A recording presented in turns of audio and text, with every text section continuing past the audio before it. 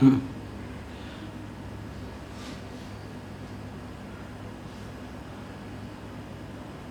मैं अभी थोड़ी देर में मर सकता हूं। नाटक की मृत्यु नहीं, असली मृत्यु।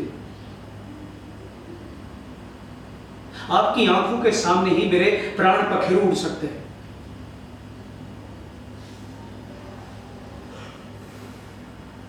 एक ज्योतिषी ने मुझे बताया था कि इस माह कम से कम एक दिन मुझे पूर्ण जागरण करना होगा, तभी मैं जीवित रह पाऊंगा।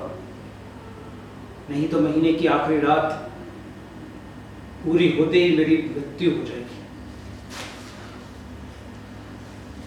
जब उसने ये बात कही थी तो मैं ये सोचकर हंसा था कि इसमें भला कौन सी बड़ी बात है।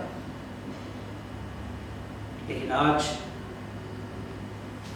29 रातें गुजर चुकी हैं, एक भी रात जागरण नहीं कर पाया हूं। किसी न किसी कारण से मुझे नींद आ ही जाती है, मेरी आंख झपक ही जाती है। जो कुछ भी मैं देख रहा होता हूं, समझ रहा होता हूं, मुझे बाद में पता चलता है कि वो एक सपना ही था। इस तरह 29 रातें गुजर चुकी हैं, एक भी दिन पूरी तरह से जागरण नहीं कर पाया हूं। आज आखिरी रात है और ये विश्वास करने का कोई कारण नहीं है कि यदि जो अब तक नहीं हुआ है वो आज भी नहीं हुआ।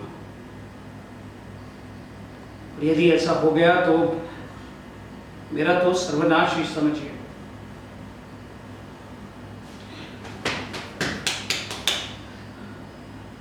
मैंने उस ज्योतिषी से पूछा था, मेरा अपराध क्या है, मेरी कौन सी गलती मेरे गले की फांस बन गई है।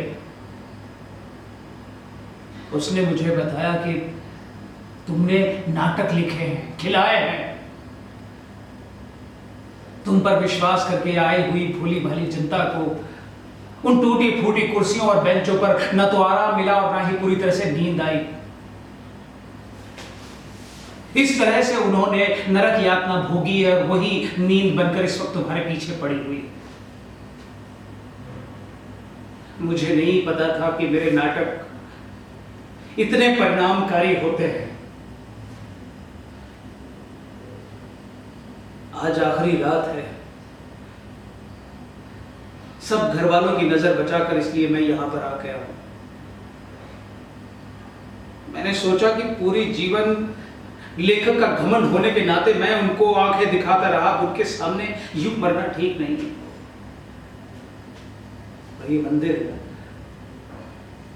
जिसका विग्रह पूरी तरह से टूट चुका है और जिसमें कोई नाम भी नहीं है, इसके लिए सबकी आंख बचाकर मरने के लिए बहुत ही उपयुक्त स्थान है।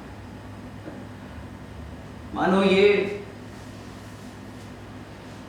जगह बनी इसीलिए।